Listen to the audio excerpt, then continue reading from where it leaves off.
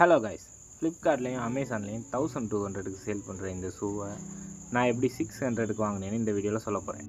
Suppose உங்களுக்கு offer காட்டலைன்னா video லாஸ்ட்டில் என்ன பண்ணணும்னு சொல்லியிருக்கேன். ஹாய், நான் Karthik. This is day 3 of content creating.